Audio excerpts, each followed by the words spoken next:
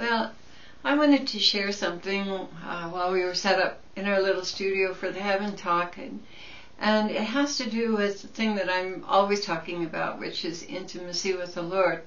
But I wanted to share from you real candidly and from the heart about what's been going on with me. I enjoy creating. I enjoy writing music, and I enjoy the piano and singing, and I enjoy teaching and doing teachings. I enjoy pulling graphics together. All these things are so much fun for me and so edifying. And I noticed myself being anxious to get out of prayer and go do these things. I started getting lured away from the Lord into doing. And I suspect it's maybe a spirit of ambition, or a spirit of self-will. But the effect is it's almost shunning or being cold towards the Lord. In other words, I mean, can you imagine here you are with your wife or your husband, and you just had a really sweet time today, and you're just sitting together, and you're thinking to yourself, boy, I'll be glad when this is over so I can go get to work on those things I love to do. I mean, if your spouse could hear those thoughts, they'd just be, they'd be deeply, deeply hurt that you're in a hurry to get out of that nice time that you're having together. The other person's thoroughly enjoying being with you, but you're in a hurry to get done with it so you can get back to your creative things. And when I realized that I was doing this, first of all, I realized it mentally. And maybe it was my angel telling me, maybe it was the Holy Spirit or the Lord. I suspect it might have been the Holy Spirit reading my thoughts back to me and saying, you're thinking about how quickly it would be good to get through your prayers, to get some work done. I suspect it was the Holy Spirit. And when I realized that was my heart attitude, I wasn't happy with myself at all, and I wanted to change it. So I made it a point to spend more time in prayer. And I have certain prayers that I pray, or times of prayer and intercession, but then I have times of worship where I may spend 1, 2, or 3 hours in worship. It depends on the way the Lord is leading. It depends on what He wants. But I don't like to go into recording or working with songs or graphics or teachings or anything until I've really been in His presence and I've been filled with His Spirit. And I don't want to say in the sense filled. I was reading a book by Sarah Young, which I use for devotions, Jesus Calling. And one of the things that Jesus told her was that He lives inside of her, and when she begins to worship, that He begins to swell, His power and His strength and His deity begin to just glow and to transform her from the inside out. Not like the Lord descending from heaven and washing over us, which is probably the way that I've described it before. But no, it's rather like something inside of you gets turned on and begins to emanate and to glow and to just overtake you in a cloud of glory. And this takes time, to allow, time and sincere worship in spirit and in truth. Worship from the heart. Not hurry up and sing 6 songs and you're out of here, but really lingering and visualizing, allowing yourself to enter into the presence of the Lord. Very often I'll sense Him before me. I'll sense His strong shoulders, and very often I'll find myself with my head on His heart. He puts my head on His heart, and I'll realize it's Him. And one of the ways that I do realize it's Him is a smile will come across my face. And it's like, you can be deceived by thoughts or by apparitions or things like that, but when your soul bears witness to something sweet and delicate and beautiful, and the smile just appears on your face, that really is an indicator that the Lord is truly, truly present to you in a way that He wants you to sense. He wants you to acknowledge. And this is the time when the worship gets to the point where you feel the Lord really manifesting on the outside as well on the inside, and you can really see Him with your eyes closed. Some people can see Him with their eyes open, but He's in the spirit realm, and that's when He said in spirit and in truth to worship Him. You can see Him with the eyes of your spirit, with the eyes of your heart. You can sense Him from deep down inside. And all of those things are indicators that He's truly present. And that's the time to really protect and to stay there gently and lovingly, and be there for Him, worship Him and love Him, and make up to Him for all the people who have turned their backs on Him. So many have no time for the Lord. They have no taste for Him. Their taste buds are all for the world. And that's one of the reasons why in the last Heaven Talk we mentioned to you, turn the television set off. That's the world, the world, the world, the world. I mean, maybe a little for a distraction once in a while is okay if you're depressed or if you're not feeling well and you need something to get your mind off of yourself, something innocent and pure. But to have it on all the time is pollution. It's moral pollution. It's pollution in sound, in sight, and in thought.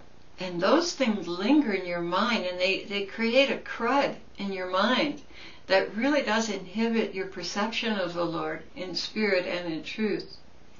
So I wanted to take time to talk to you about this, because no one, I don't believe, this is strictly my opinion, no one can walk the walk without falling in love with the Lord. I mean, right now you probably can get away with it, but when it comes to the mark, when it comes to the time, for those who are going to be here, when it comes to the time when it's a matter of seeing your child die or taking the mark and going to the hospital, are you going to love the Lord enough to let the Lord take your child, but to stand against that mark? And there have been quite a few things said about that mark. That one of the things that caught my eye in the scriptures has been, that no one who took the mark could be saved. Well, they have a technology now to really intervene with your feelings and your thoughts in marks and in electronic devices and different technologies. They have the ability to alter your thinking. And the other thing that the scriptures say that I think is very interesting is that people will seek death but not be able to die. Can you imagine, for instance, the government coming out with a chip that says if you take this chip, your life will be increased for hundreds of years, or you'll live a much longer life, because we have the technology to adjust things in your body just through this chip. This is not outrageous. This is all state-of-the-art medicine, and things can be administered through that chip electronically. So once you take that chip or that mark and you're into the system, you may not ever be able to connect with the Lord again. So you don't want to do that. And how are you going to stand against that? There's only really one way, and that's through love. Falling in love with the Lord, knowing Him and feeling the sweetness of His presence, knowing who He is to you, feeling who He is to you in such a way that your affection for your family will not force you to do something that is against Him. So these are things to think about, because these technologies are on the horizon to become common, very common throughout the world. And if you're not head over heels in love with the Lord, you're not going to be able to resist the temptation. You're going to love your own life more than you love him. So how do we get to the place where we can resist this temptation? And I'm not telling you now that I could stand against it. I pray that I'll stand against it, and I'm doing everything daily that I know of that I can do. I'm sure there's more things I can do, but I'm doing what I can to really stay connected to him. And one of the ways is to linger in worship. I think I've mentioned before, Terry McGallman is a very gifted, anointed worship leader. And Carrie Job is another one who's very intimate in her connection with the Lord, and she can really transport you into that place with the help of the Holy Spirit, of course, with the grace. But her music really does touch a very profound chord in our hearts. And it's this kind of love that we have got to have if we want to resist the evils that we're going to be confronted with. It's going to be life or death for you, your family, your wife, your husband, your children. You're going to be put right on the edge if you're not taken in the rapture. If you're on the fence and you're not taken in the rapture, there's going to come a time after the rapture when you're going to have to get off that fence. And your own, there'll be a time when your own health is in danger.